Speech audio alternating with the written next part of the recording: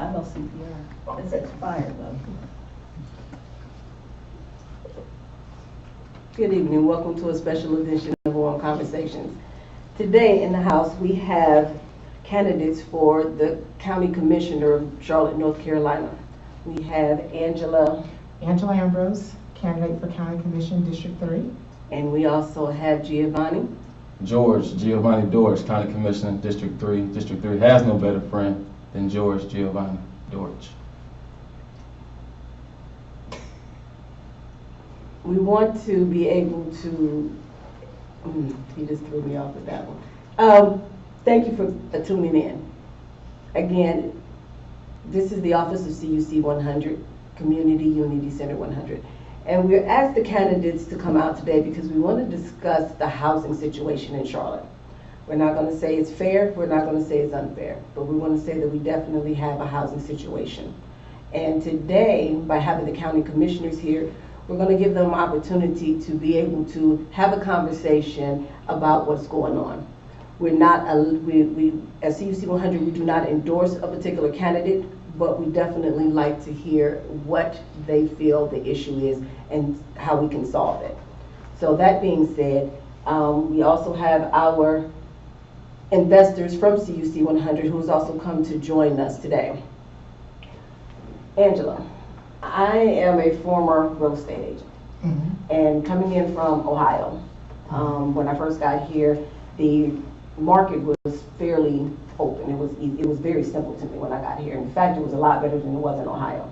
But now I'm noticing that because of the, I don't know if it's the recent trends that, people are going to different cities, trying to see, what is Charlotte supposed to look like? But I'm noticing that we now have one-bedroom apartments that are $2,000. So when did you move here? I moved here in '97. In 1997. So it's a lot of changes since 1997. And we have actually, I've been in Charlotte for almost 18 years. And believe it or not, when I came to Charlotte in 2001, I was leasing apartments then for about $3,000 a month.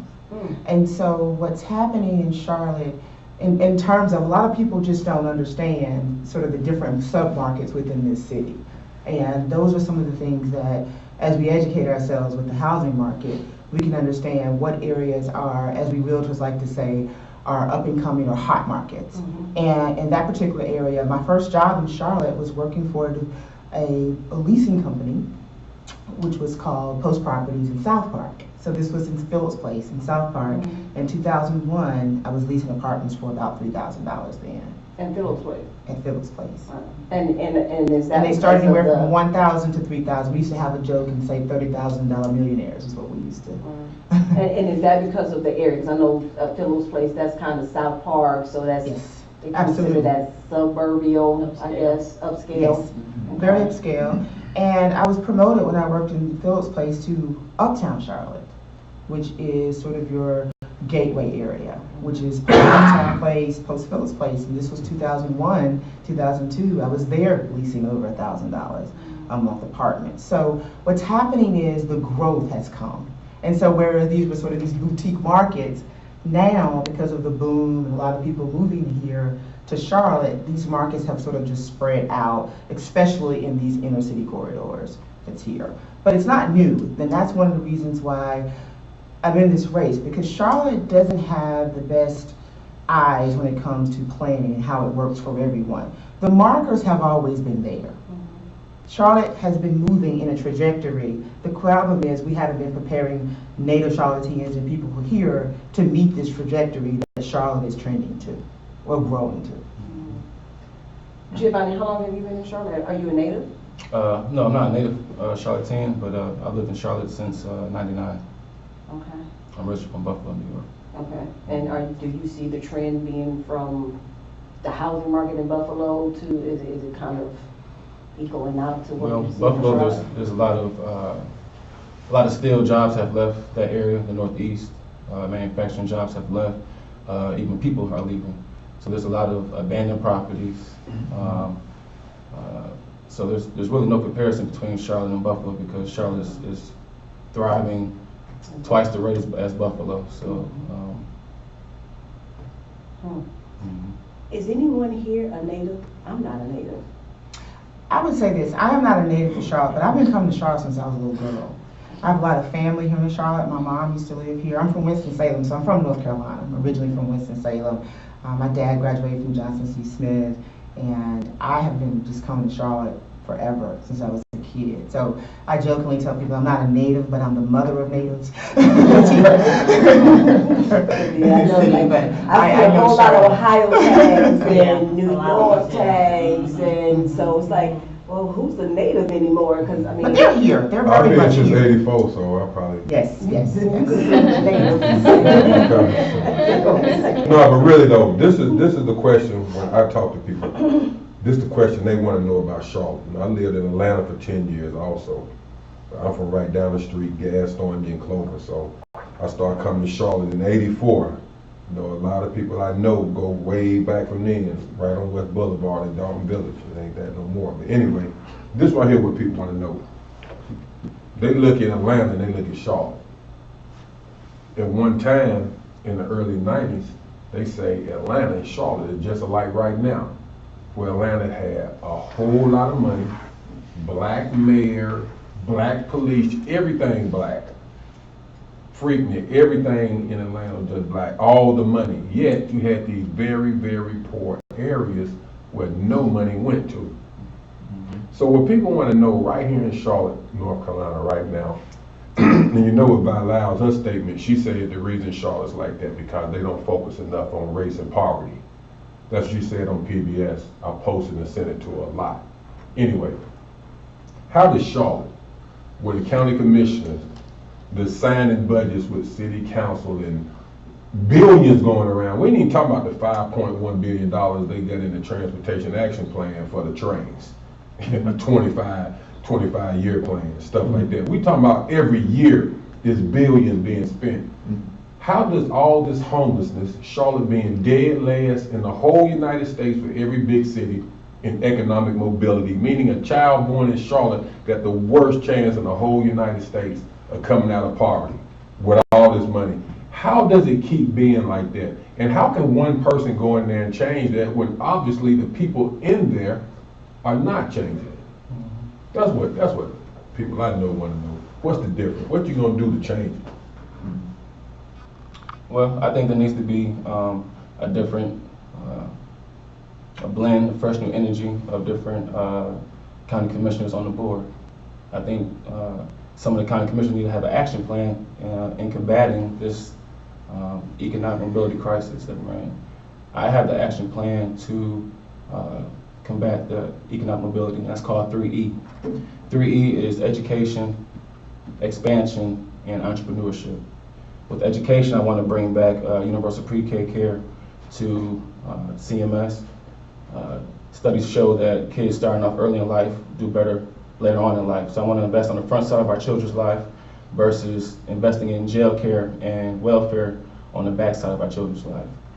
With entrepreneurship, I want to make sure that if people can't find a job, that they create one.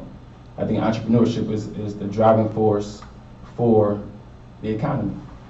So if you can't currently find a job in this current economy, it's essential and it's important that the county push people to entrepreneurship and starting their own jobs. And with the expansion part, I want to see more training programs offered by the county that cover a wider scope, a wider spectrum of industries in Mecklenburg County. Mecklenburg County has Charlotte Douglas Airport, which is the 5th largest airport in the nation. Where are our aviation job training programs? Where are our high-tech jobs training programs? So there needs to be a wider spectrum of job training programs in order to raise up our upper mobility crisis and economic mobility crisis here in Charlotte, Mecklenburg County. So That's good. let's talk about this. Here. First of all, let's answer your question. Let's talk about how do we get here? I think that's what you were answering. And how we got here is because of lack of planning and lack of collaboration. We have 3 different bodies of government, which we all understand is city council, school board, county commission.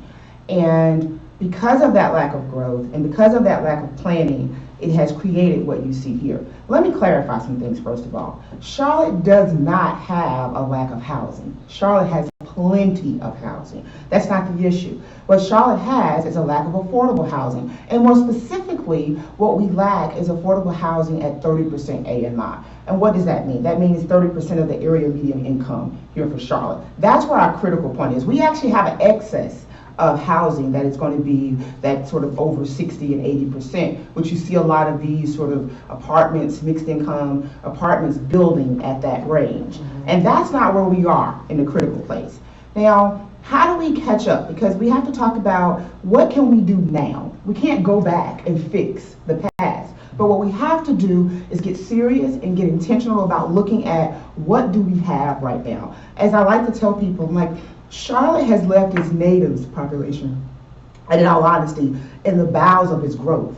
Because when we think about these inner city communities, when we think of the ones that are displacing, we have to look at what kind of industry that can we bring here. Because a lot of people don't realize to get a new house in a lot of these places that people have traditionally grew up, those houses are down between $500,000 and $700,000. And so when we're talking about affordable housing, when we're talking about, Angela, what is your plan? Because my plan is simple, and it's going to start here first. We have to grab what we can grab now. Yes, we need to create more jobs, but what can we do for meet the people where they are? Because that is what we have. That's the crisis. A lot of people are leaving this city because they can no longer afford here. And what I'm saying is that effort needs to work in conjunction with, I've been out here advocating for affordable housing for over 10 years. This isn't new to me. This is what I do. This is what I deal with.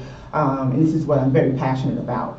What we have to look at is county-owned land. A lot of people don't realize that CMS has 3 buildings in gentrifying areas that should be utilized for affordable housing. That conversation isn't getting pushed to the forefront, and that's what I intend to do in sort of working with CMS. I'm an appointee to CMS's Bond Oversight Committee, and it's talking about also working with the City Council. That's what I bring to the table, cross-collaboration, because the county can't do this by themselves. What is the county's plan? The county needs to look at county-owned land and look at what land can be utilized for affordable housing. And not just affordable housing. What can we utilize to have business? We're talking about small businesses. When we're looking at new developments, we need to include small business. That's another anchor that we need to be looking at. We need to be looking at throughout the county, what can be utilized for affordable housing, and what partnerships do we need to make with developers that we can get what we need. A lot of you, I don't know if you're familiar with Brooklyn development. Well, that's a development that people should have been in uproars about,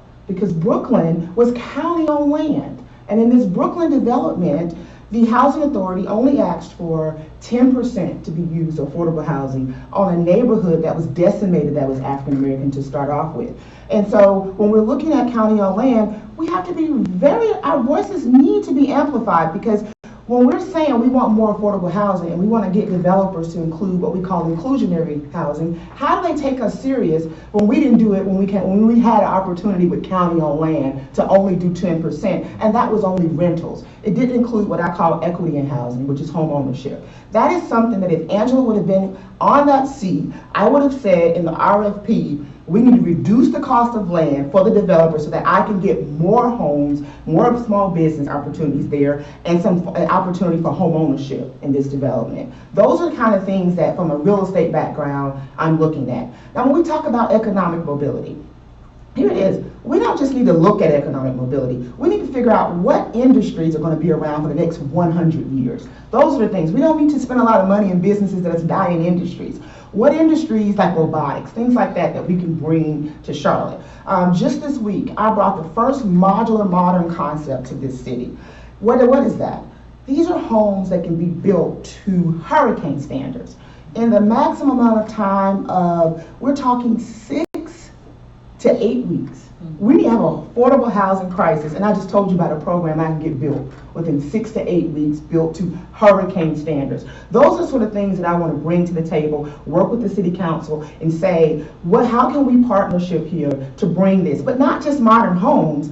I spoke to the owner of this company about bringing the industry here in Charlotte. I'm serious when I'm talking about what can we get done, not let me take a couple years and figure this out. I met with him. What kind of things can you bring to District 3? We have people who need affordable housing, but how can we make those same people who need affordable housing have jobs and build this affordable housing? These are things that the county needs to be looking at in its economic development. How can we bring industries here? Because modular is the way of the future. Modern is the way of the future. And we have to be intentional now about catching up. Now, here's the other thing when I talk about cross collaboration. Vocational training, CPC, CMS, right? We already just passed almost $1 billion bond that we have that's passed, right? This $1 billion bond, in that bond, a couple things we need to be looking at. What new schools can have what we call a shop, where we can have that training with this modular company? You see how we do cross collaboration here? That's what I bring to the table, is looking at these relationships that may not necessarily be a county function, but that's where your county needs to come in and be communicating with the school board and the city council. Again, I sit on CMS's bond oversight. I led a coalition to reopen a school that CMS said they would never open for who knows how many years. But Angela's a fighter. I don't give up. I am intentional about the things that I set my mind to do, and I understand how I have to work across the board to get these things in action. But I would like to see a vocational partnership program that the county can provide with CMS to also bring people in. These are jobs that take anywhere from 6 months to a year to train at. These are jobs where the people need now. This is meeting them where they are. Yes, we have to get programs in, we have to get our kids, we need all of these things, but what about the people right now? How do we get them most impacted, and what are the things that we can do with that? So those are some of the things when I'm talking about innovative new ideas that I offer my district. Not just my district, because when you elect someone to even a district seat, we have a voice and a vote to what happens with all of Charlotte. So it's great to make sure that you know the people that you're electing, and that you're using your voice, your vote, to be smart about who you can get in there. You need people who are prepared now to lead the district forward. So now that Let me ask you a question of something you said. Now, you said you cross-collaborate. Now, cross-collaboration, whether it was Jennifer Roberts with Pat Cotham and Kara Putney, this type of thing that went on before. The problem with cross-collaboration, I love your ideal. It definitely can bring fast. I'm talking about in 1 quarter, you can definitely see a difference with a plan like that. And what you was talking about, bringing in the new education is going to have to come in, and both of y'all were saying that. But what I'm talking about is the implementation of what both of y'all are talking about, and this is my question. When you cross-collaborate with the city council, with the school board, and whoever you collaborate with, in Charlotte, since the Brooklyn neighborhoods in 1966, when that guy named Odell, the Odell plan, I don't know if y'all familiar with it or not, but that's the guy who back then did mass gentrification in Charlotte. See, this is a new gentrification plan called Charlotte's 2020 Center City Vision. It's online. I've been reading about it for years. This is the way Charlotte's gonna look. It shows you where we gonna be living and where we ain't gonna be living. However, Odell back in 1966, he had what was called the Odell plan in that Brooklyn community. That's when they wrote that out the books and got rid of those thousands of people over there and the people that was connected to them and all that. Now, with that being said, since that time and in this time, it's been one thing steady, than to watch Charlotte have all this money and go straight down, because every single person who's came into office in Charlotte that has said the things that y'all said, they went in there and cross-collaborated, but they left the community out. So here's the thing. Actually, there is not a lot of cross-collaboration that's happening. I didn't say a lot. I'm saying they do it. It's almost non-existent. But they leave the community out, is my point. Right. No matter how much they do. I heard you. Okay, so let me just sort of address your question. So first of all, I do want to point out that there is not a lot of cross-collaboration. And that is the problem, actually. And that's why we are most affected, because of the lack of communication, the lack of working together. It's, oh, that's this, you know, they'll tell you in the county, it's the city that's supposed to build affordable housing. The city will say, oh, that's the county. And so you have this sort of, you know, that's what is helping to sort of change that guard and sort of bring these new relationships in. We just had, you know, new people elected in November. And I think that with this sort of, if we are successful in changing up the county, we can sort of kill this old sort of way of not working together, because it's affecting us. Now, when you talk about what can we do, of course, I can't be responsible for what any elected officials did before us. But we have to also say that as the people, one thing that I did in terms of using my voice and my vote is try to hold them accountable. I mean, I have been for years speaking out at county commission, at city council, at school board, saying, here's how we hold an official. But at the end of the day, it's the voters who have to look and be wise about who they are voting and hold them accountable. We are there to represent you guys, and we cannot, again, to me, it's very important that we don't leave once we vote, as I talked about earlier in the day, is leaving us voting and then leaving us unchecked. Well, now it's you. It's about building the community up, about bringing this information. My campaign slogan is about bringing the county to you, bringing programs, being accountable, looking at this county budget and seeing how much of this information can I get utilized with county funds to get disseminated into my constituents so they're aware of the opportunities that we can do, things that we can help in terms of moving Charlotte forward. But again, I can't, it's in terms of trying to speak to why elected officials, we talk about the report 50 out of 50, but another report came out in the city too, which is almost very sort of on the opposite scope. We are 50 out of 50, but it also came out that Charlotte is one of the most giving cities in the United States. So that tells me the money is obviously not meeting, it's not being put in the right places. How can we be 50 out of 50 in economic mobility, but also be #1 in the most giving? That was my question. Because they disconnected Right. the grassroots They're disconnected. community. And like I said, I like to tell people, when I say people talk about, at one of my campaigns, when I'm talking to people, I say people talk about grassroots. I've been in the weeds of District 3. What does that mean, Angela, when you say in the weeds? When we talk about these programs, we have a program right now, which I know half of my constituents do not know about this program. It's one of the most underutilized programs that we have right now at the County Commission. This allows you, if you're 65 and over, veteran or disabled, to get 50% off of your taxes if you're a property owner. That's 50%. We've had properties who have been lost of tax foreclosure for people not even having the basic of most basic information. What I started doing in my community is literally knocking on the door. That's how I got to meet a lot of my elders. That's how I got educated on Brooklyn. A lot of these people, a lot of our people who came out of Brooklyn. See, we still think that these neighborhoods were African-American neighborhoods. Villa Heights was actually a Caucasian community when we got there. Because we got pushed out of Brooklyn, that's how we ended up in this community in the first place. And so when I started looking at tax foreclosures and I started reading things that said someone sold this for this, and I'm like, what? So I started knocking on the doors. Are you aware of what you have? Tax value isn't property value. Have you signed up for this? I tell them, like, a lot of people think I have a nonprofit commission, and I'm like, no, I'm just Angela. I've been your neighbor. I've been the one watching the guard, watching the gate, trying to, from just a standpoint of being in the community, trying to make them aware of certain programs that they had no clue about. There are several other programs also. The city has some programs. There are special districts that in Charlotte that they have that they're implementing for $42,000. When I say cross collaboration, one thing I'm going to do as a commissioner is put this information out. Angela, because you have more of a microphone than you do as just a regular constituent, and I can reach more people, and there's county resources far more than my resources that I've been using to make people aware. But I can say, are you aware of the city's program that you can match with this program to help you be able to keep your house, help you be able to do this? What I'm finding is that some of the information that we already have out here, people just don't know. Exactly, and that's the question. Let's let Giovanni answer. And the question is, again, Giovanni, yes, collaboration is good. I can agree with Angela. There's not much cross collaboration going on. What we're saying in the community is, no matter what happens and no matter how much money come in, just like the point she brought up, being dead last in economic mobility, yes, Charlotte the most giving city.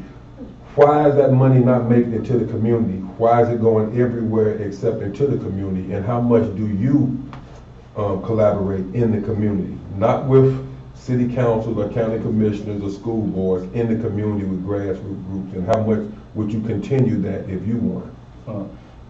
That's a good question. And as far as the cross collaboration, I think to your point, you were saying the community's not in that collaboration when we're having meetings. So I've been elected by the Board of County Commissioners.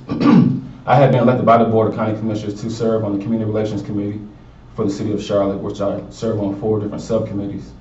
And I see all areas of the community dealing with these 4 subcommittees. And so what I would do, if you brought that certain topic to me as far as the community not being involved, Yes.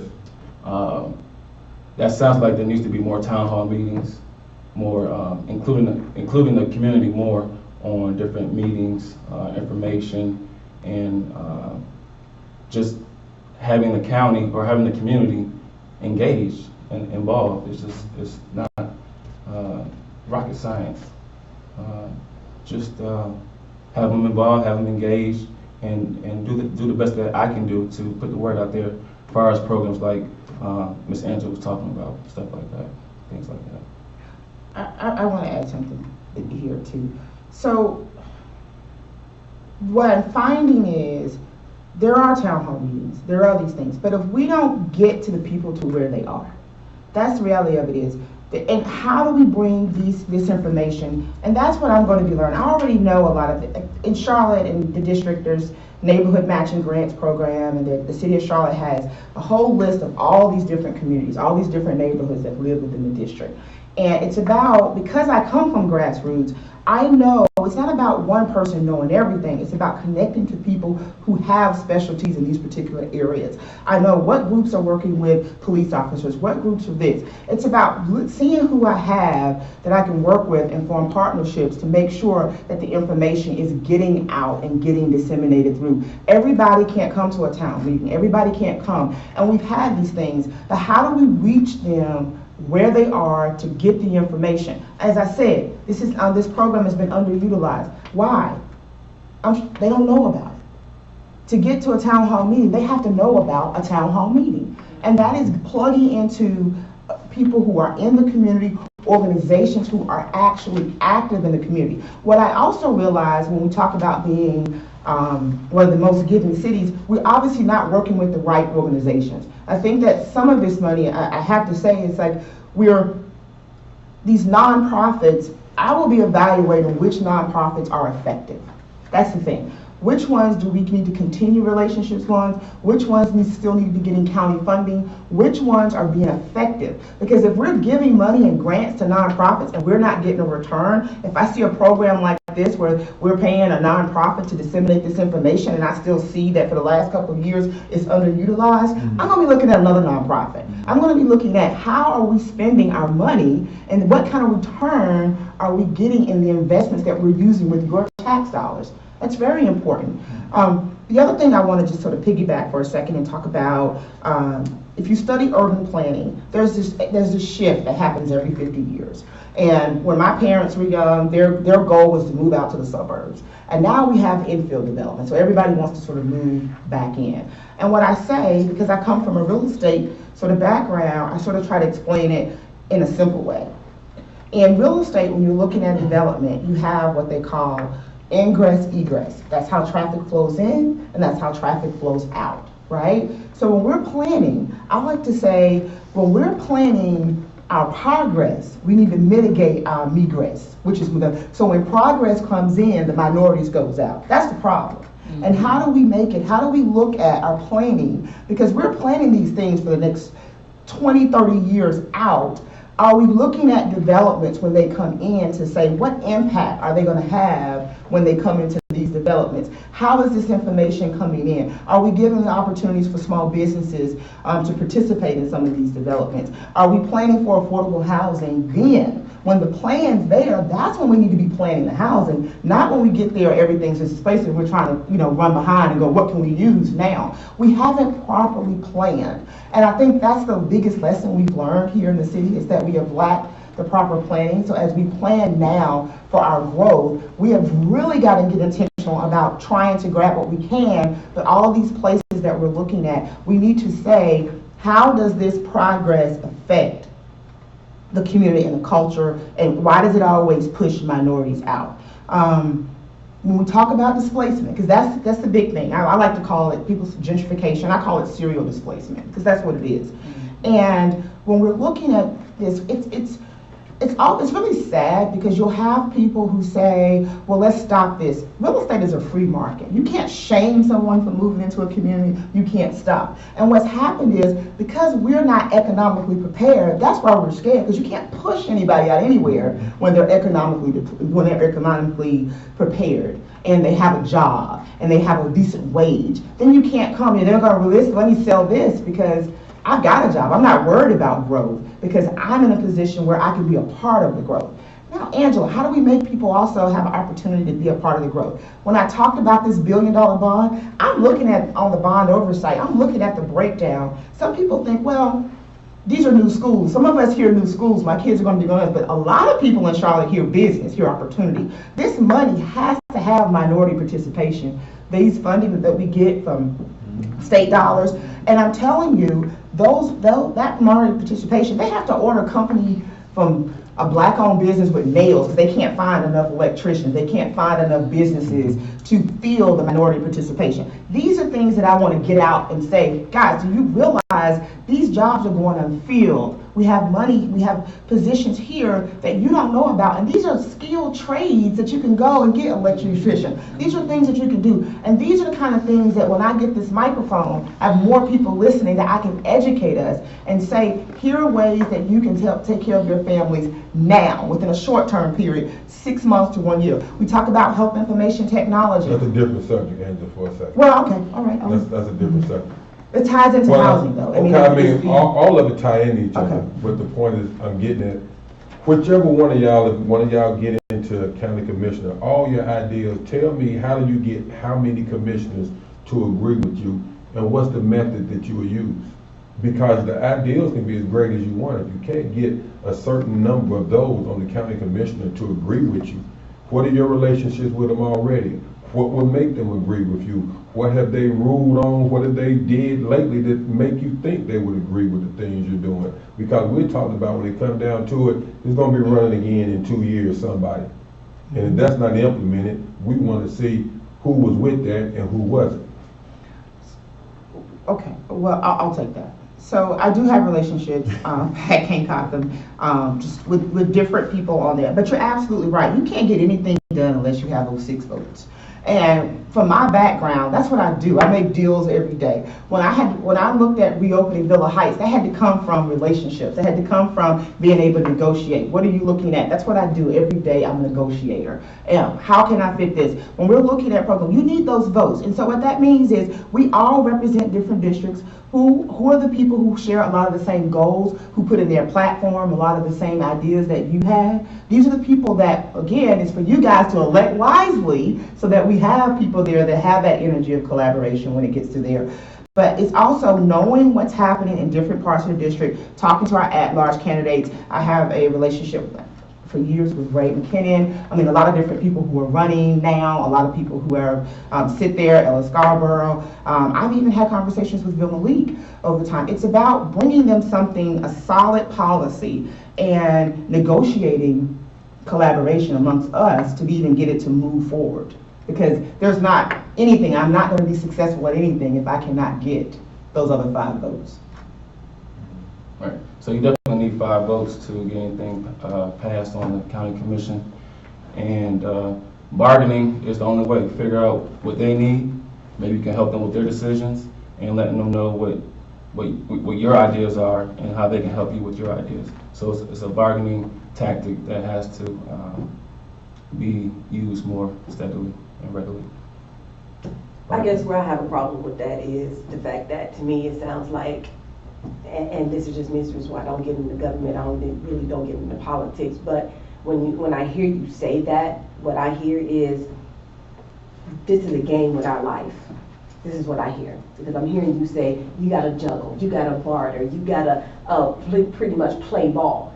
Y'all playing with people's lives. This is not a joke. And so who says that y'all have the right to play with our lives to determine how we live, whether it's affordable or unaffordable? That's that thing that, I mean, and maybe it was just a choice of words, but that is what really kind of just resonates with me, because like I'm out in this, I guess it's a suburb, I'm out in Steel Creek, and there is no reason why 3 housing developments have gone in on Steel Creek and our streets are this wide. none whatsoever. It's not going to support the traffic. The traffic is not going to support these streets. We're already, it takes me where in good traffic, I can get from one end to out of my development to this corner in less than 5 minutes. But now, because of all this construction and everything going on, I gotta stop and damn near take me 45 minutes just to get to the same corner. So, but here all these houses is going up. One, I'm looking at, I drive through Charlotte and I look at all these abandoned apartments, abandoned houses, abandoned buildings. Now, no one is saying fix up these buildings because it's a more of a tax break for the people to sit them empty than it is to fill them and put somebody in them that's homeless. But yet, we want to do rapid rehousing and we want to do all these so-called programs, throw millions of dollars into this stuff, but yet we still, bottom line, have people that are homeless. And now to hear you say, oh, we gotta barter, we gotta joke, we gotta, see what they want in there and give away. That to me just sounds like y'all playing with lives, and that's just.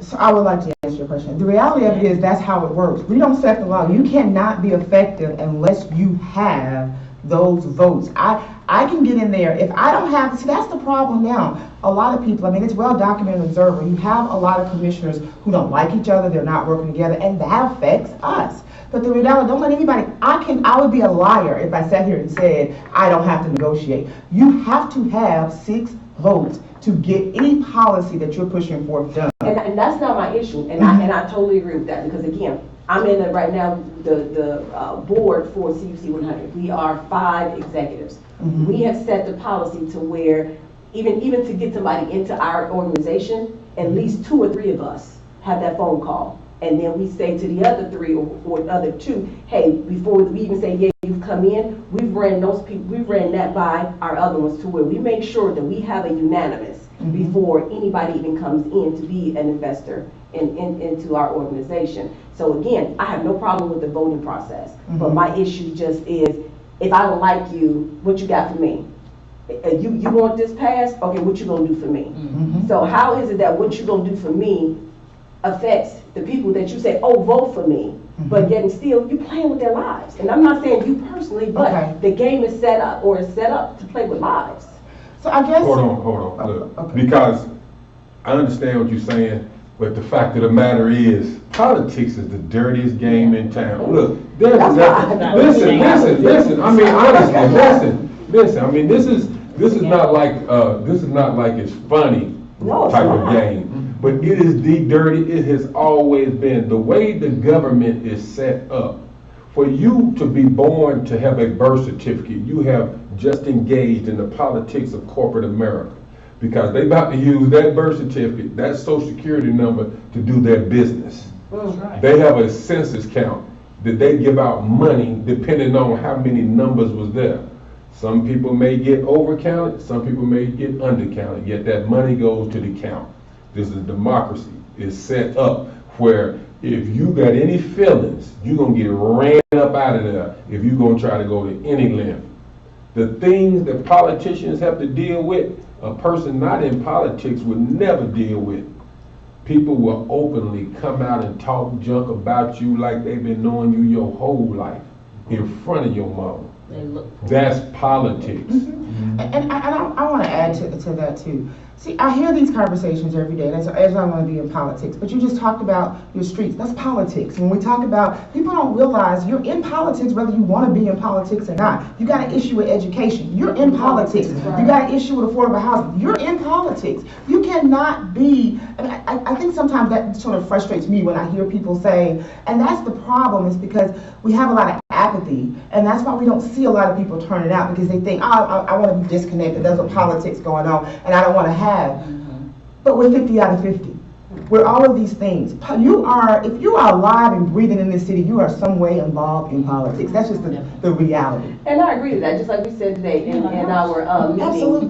We had we did Not My Child, which was kind of talking about the crisis and stuff that's going on, homicide, with our kids in Charlotte, and we did that today. And I told them then, I said, normally, when I say I don't get into politics, that means that I'm not, for a while I couldn't tell you what a county commissioner did. I couldn't really tell you what the governor did or the mayor. And it's not that I didn't care, but like I told somebody else, this last election is the first time I voted, and I'll be 49 this year. Because my opinion was, my vote didn't matter. They was going to get who they wanted to get in there, and then when they got in there, regardless to what their representatives said they was going to do, when they got in there, they was going to do what they wanted to do anyway. So, and 9 times out of 10, that was the fat in their own pocket. So that was my mindset. But it wasn't until I got into the nonprofit world, and because I'm dealing with domestic violence, I now know that it's very important for me to pay attention to that DA race. To where when we had the debate, it was the DA and the sheriff. Now again, I didn't have a dog in that fight, in that sheriff race, as far as I was concerned. But I had a big one. I had a pit bull in that DA race, because that matters to the industry and the people that I serve, being that I'm a domestic violence advocate. Because again, that potential DA could affect a lot of women's lives. A lot of decisions could be made to where I had to focus on that DA. So, but again, that wasn't really until I'm now into this nonprofit world. So that being said, you know, to hear what the county commissioners, what do they govern? You know, what really are their responsibilities? What can they do for Charlotte? What can they do for me? And I don't even know who my county commissioner is, and I'm in Steel Creek. I don't know what district that is, and that may be sad to say, but I really don't. I want to speak to what you're talking about. And first of all, I share your concern and passion. I sponsored a domestic violence event in September. And one of the number one questions that I got was, we need housing. We need more transitional housing. That was the sort of unifier of every woman in that room. They needed housing, and they needed to understand the ways to go about housing. And so that's it's very real, especially, I mean, domestic violence is, you know, is rising here in the city. And I just want to point out, you know, thank you for what you do and sort of being that voice for domestic violence. And that's the thing too, when we talk about politicians, they have to have their ear to what's going on so that you're informed when you're making choices that affect all of us. The reason people don't know about the county, I honestly believe that it's just gone unchecked. Most people can tell you who's on the city council. And first of all, can I say thank you for voting, because you haven't voted for a while, for voting in November. That's amazing, because you woke up out of apathy to say, you know what, I better go in here and vote. And that's what I want people to do here, is wake up, be educated, and start voting, because we really do. There's one thing I like to say too, is that there's more power in the people than the people in power. And if people understand that, then that can really make an impact when it comes to elections. If they understand, you may not have a house, you may not have, but you have a vote, and that is very powerful. And because of apathy, they don't realize how powerful that vote is. I think too, what they need to understand is, what is the position that they're voting for. So you being county commissioner, exactly what do you do? What does that mean? Somebody being on city council, what does that mean? Somebody being the governor, what does that mean? Somebody being the mayor, because again, like you said, you know, right now, city and county, they play you against each other. Oh, that's not a city issue, that's a county issue. Well, who do I go to in the county? Oh, that's not a county issue, that's a city issue. Well, who do I go to in the city? So everybody seems to have a role, but what's that role? Okay, go ahead. Yeah, so we have to have make more incentives for the community to be more engaged with local government. Just like, I'm not sure why you didn't vote in prior years, but you probably felt like you didn't have any connection or any ties to changes or to the government itself. So we had to look at a different way of thinking, different way of having a different mindset on how we engage with our community members, so they feel like they have a voice and that their voice is being heard, and get their feedback and figure out how we can meet each other in the middle of the road and get things accomplished.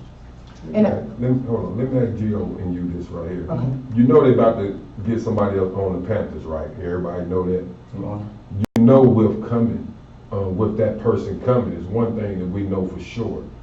They about to give him, some tens and tens of millions, if not hundreds of millions of dollars of our money to get them a stadium away from Bank of America. That's just the way it goes when somebody comes.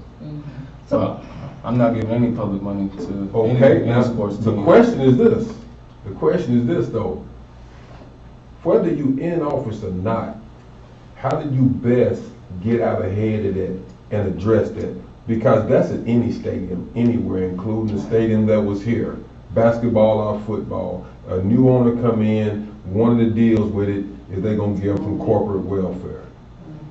Now, y'all talked about the airport late earlier. When you talk about the United Way, the YMCA, and all these Goodwill and all these places, that's where the money goes when you talk about in the charity. So the other money goes to this corporate welfare, because the same money that they supposed to put in the community, I could put, that's where that money comes from. That discretionary money in those ways.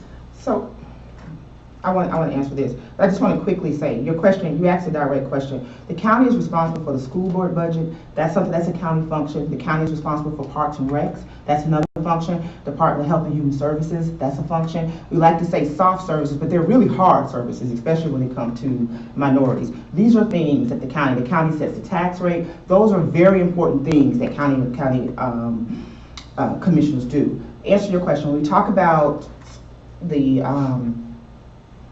economic development stadium, I actually was the voice that went out and spoke to the county commission that night when we talked about the $40 million we wanted to invest in the soccer stadium. I'm gonna ask you about that too, but go ahead. Okay. The other part of that. Again, to step back for a second, I felt like we had invested in a team, we had invested in baseball, we've invested in all of these things. And it was time for us to not put that money in baseball, but to put it in the people. And so in that particular vote, if I was on the dais, I would have voted no, because I get why we need to do investments, but the reality of it is I felt like we've prioritized everything else, and people are desperate. They are like, it is so dire in a lot of these communities, and I felt like if we've got $40 million, then we need to put it somewhere else. Now, every situation is different. Some companies, in terms of the Panther Stadium, there's not been anything hard yet that they have asked for in terms of what's going to be there. But I'm going to be looking at that in terms of what does that do for my constituents? What does it bring us? Does it bring us more business? Does it bring us more opportunity? Like, what does that look like is what I'm looking at. It's not always quick to say I'm going to vote against something. I need to know, how is it going to have an impact? How do these dollars impact our communities? And how is this money? Show me, don't just tell me, I want to see the studies. If I build a new stadium, what is that going to look like? Are these new businesses going to come? Am I going to have what does that look like? That's really what, it's not to just say, well, I'm going to vote against anything that comes. Economic development, right? So you have to make sure that you understand what's being presented and making sure you talk to people, because people think that all of a sudden when you get elected, you're all of a sudden the expert across the board on everything. It's not about that. You don't have expertise on everything. It's about being able to plug into the people who understand that. Leslie Dwyer took a class here recently on her economic development. She was talking about different things, and she understands municipal bonds and all these things. And there's different groups that have this sort of understanding. So Angela, as a commissioner, I'm not going to assume I know all of these things. I'm going to go talk to the people that I know and get their insight and get their input. That's about, when I say collaboration, it's also collaboration amongst constituents, stakeholders. It's working across the community to be the most effective person I can be sitting at that dais. I want to challenge you on that, and I mean, this is you know, it really burns me up. Leslie Dwyer, who you brought up. Okay. That was just one of people. That's right, but I was sitting there thinking about her, and you said her name, so it wasn't a coincidence. Okay. All right. That same soccer stadium, it wasn't just the $40 million that the county gonna give them. The city ready to throw in another 30-something million. Yet, the only argument I heard from Leslie Dwyer or anybody else in government, oh no, it's either the soccer stadium or that money going over to Parks and Rec. If it go to soccer stadium, let's see what it does, the economic development, do all this and that. If it goes over to Park and Rec, that's where the money was supposed to be going these ways anyway. But guess what? They never made an argument, and I asked Leslie about it. Why y'all ain't saying, how about the community be one of those choices? Because if you got between the city and the county, $80-something million, and you remember Avis, we went up and talked to Claire Fowler in her face telling her, this is counterfeit. That everybody in the whole city and county is making an argument that has a voice, because we don't have that type of voice. We go speak. I'm just saying, we didn't have that voice. We telling you what we seen from the community. In the community, all we see is the people that representing us talking about, are they going to either spend $87 million of money that can come into the community on a soccer that they had already gave a man a stadium or whatever, or he already had something. This was something in addition. Or put it in Parks and Rec and all the walkways, and they even told us, well, we'd rather give this money to these animal shelters. It's in the budget.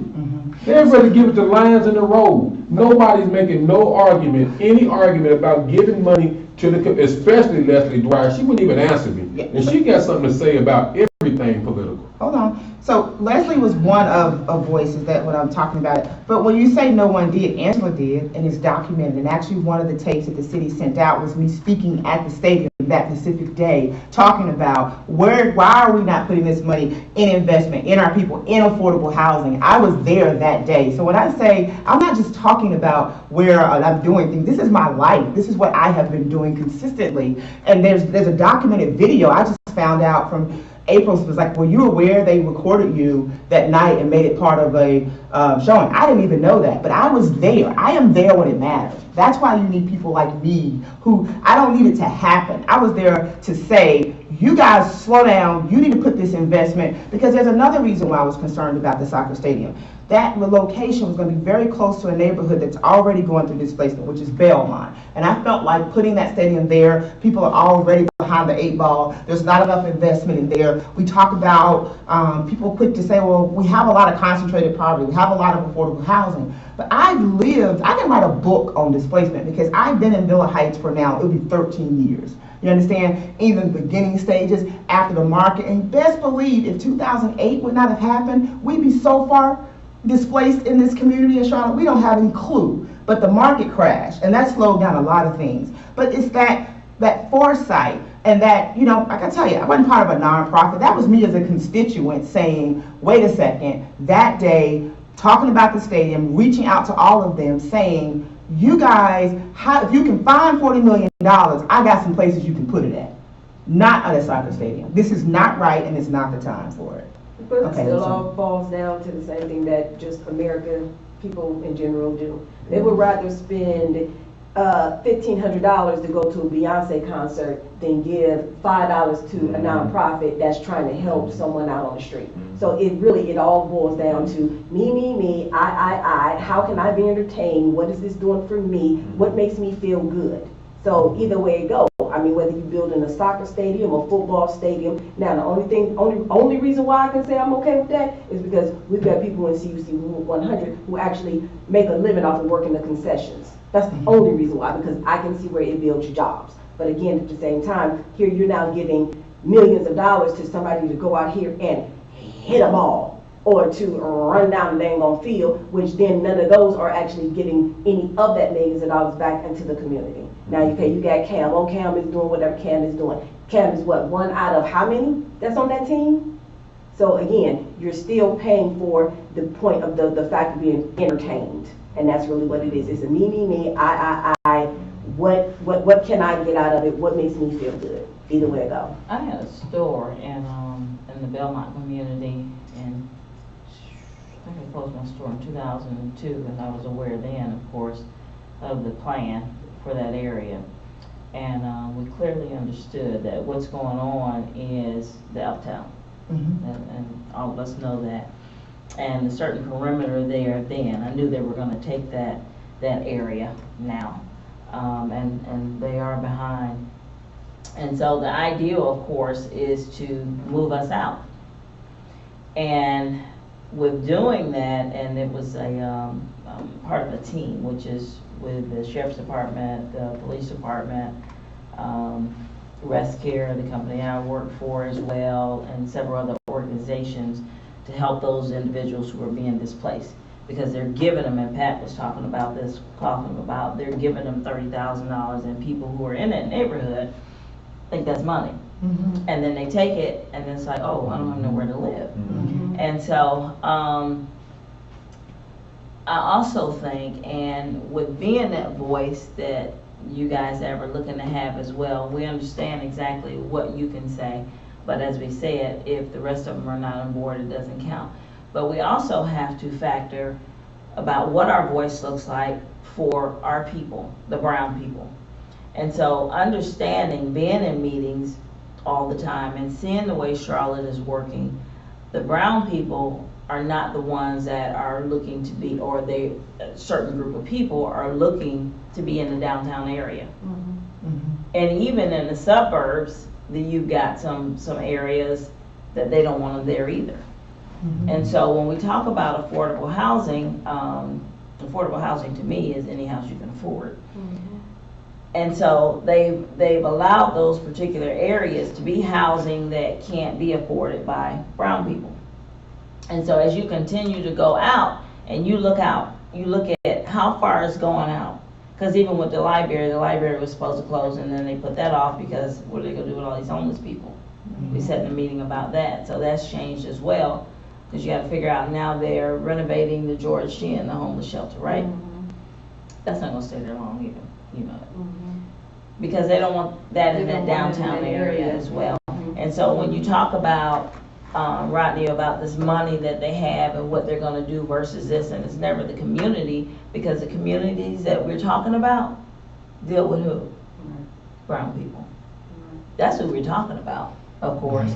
And they're not looking to pour money into our community. So what do we do, like you guys are saying, and I haven't heard enough of that, of how we really attack, because that's what we're talking about, is us. And where do we go to handle housing that we can handle? Now, on the other hand, me and my mom was walking this morning, and I can understand, and I don't know how we attack the mentality, because looking at a lot of it, I can understand why they don't want us in certain areas. It's because of the mentality. You look and it's trash around, there's cars on the sidewalk or in the yard. There's certain things that come with that certain population. And you spend $200,000-$300,000, they don't want to see trash thrown out. Somebody driving down the street and there's paper here, there, somebody driving on the grass, yard tore up. So what do you do with that? So, and that's not necessarily a brown people issue, Right, because even in Well, it's not, but the communities we talk about, trailer parks are hidden. right, They're because not on They the sell them site. in Gastonia deep though, and sometimes They got them here, but you don't know where they are. in my neighborhood, You do. They're we're actually. But what I'm They're in saying the is, beer cans be all over the place. You know, it's really about parking. They're in the- do you see 'em? Do you see them? They're I see back some in the nice ones, woods. yeah, I be seeing some nice ones. No, in there. but that trashy ones you see where? You don't see them. They're not out there like that. Well, in my neighborhood, I'm actually in a mixed neighborhood, and I don't live in a bad neighborhood at all, but yet and still, you know, because we don't have, the swimming pool, and we don't have the recreation center in our subdevelopment. Our HOA is only like, I just found out, like $11 or something a month, to where, you know, we've got Asians, we got Hispanics, and we've got a lot of Asians, but I see cars, I mean, look like they have chop shops, like cars up in the grass, cars up in the, you know, parked all over the yard, double-sided thing, but yet and still, I can have a car parked in my front yard, and, you know, like right here on the street, I get a warning. What the heck you giving me a warning for? Because here's a car parked up on, 4 or 5 cars parked up on the street in the yard.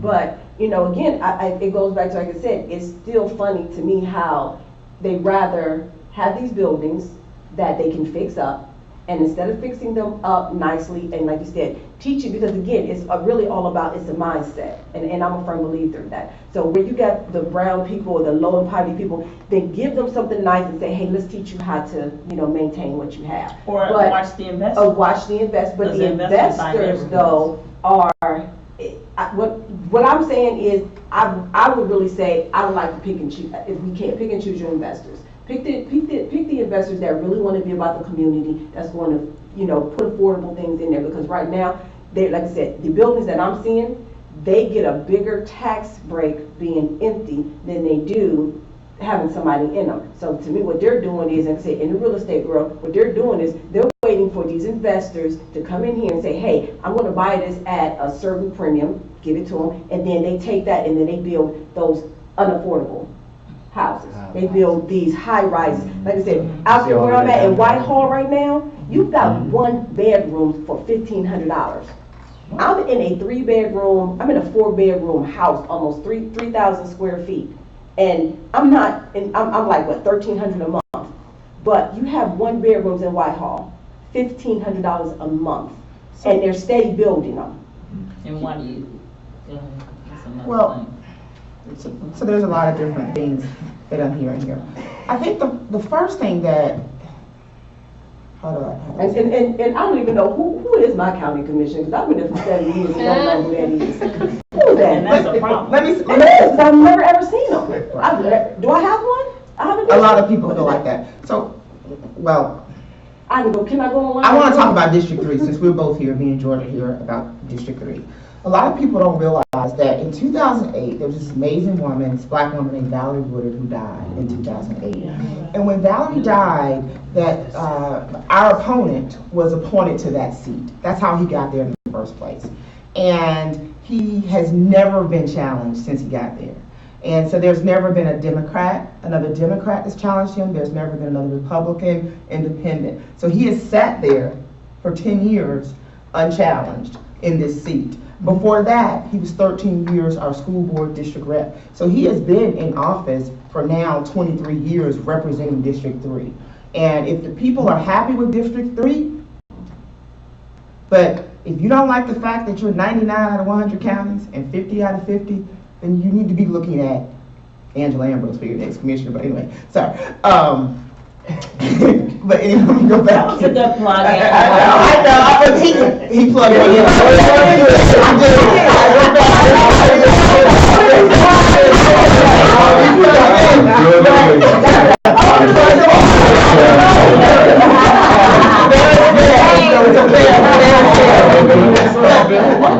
One message I want to point out is that a lot of these African American communities that we think are African American are not really our communities. And what I mean by that is there's a lot of different neighborhood organizations and boards. And a lot of people won't believe this when I tell them. Like right now in Villa Heights, I've had a lot of commitments. I'm not on the board currently. It's governed by an entirely Caucasian board. Mostly it's the same for Belmont. It's maybe 1 or 2. Most of our inner city neighborhoods are not even governed anymore with African Americans even on the board there. And so that's when I tell people that I've had to sort of stay present, stay in these communities, stay part of the collaboration. Because if I wasn't in District 3 in part of these collaboration meetings, attending Belmont, we wouldn't have a voice. A lot of them know me, and people think I'm joking when I say people think, like you said, they don't know who the commissioner is. And they thought, well, Angela, we thought you were XYZ. I'm like, no, I'm your neighbor. That's here, that's in the community. But when we talk about our communities, what we have to get our mindset and understand, DC is no longer the chocolate city. When we talk about, think about it, inner city areas, right? They're expensive, that's where they've gone. We think about Harlem. Think about all these major cities. Even think of Atlanta. I used to live in Grant Park in Atlanta, and even that has changed. What hasn't changed as rapidly is Atlanta does have some programs and some things in place that has not allowed gentrification to just devour its political voice.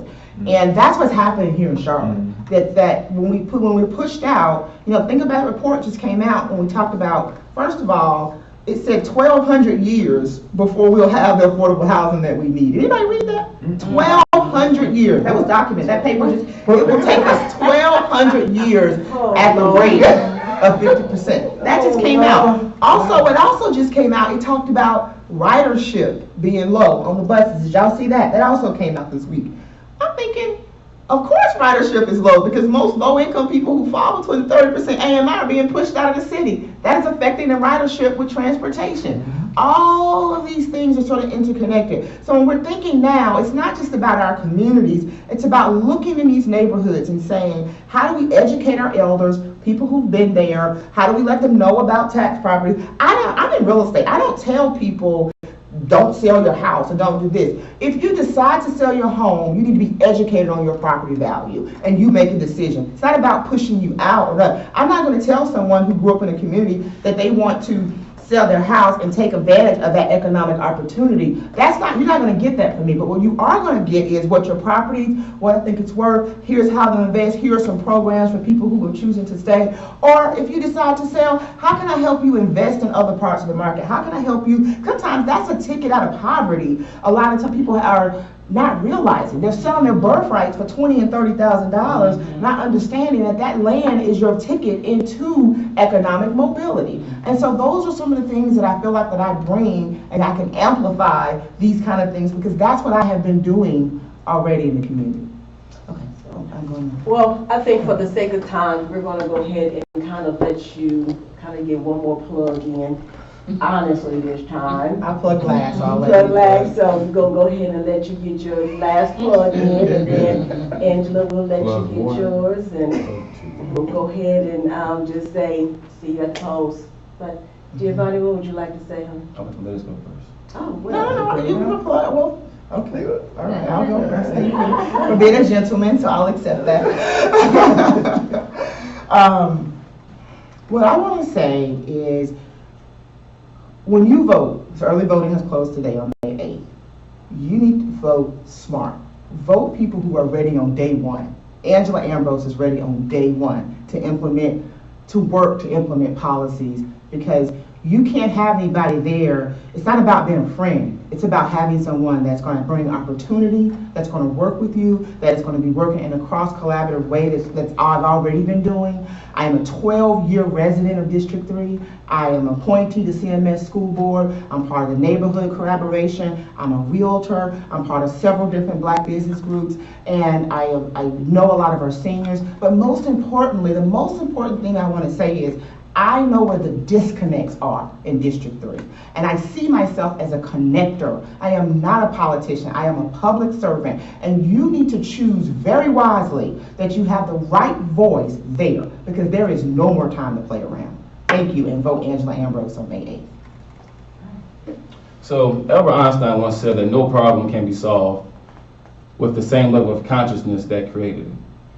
Meaning, Albert Einstein knew way back when that in order to have a different outcome, in order to have different results, you must have a different way of thinking, you must have a different source of where that thinking is coming from in order to enact change.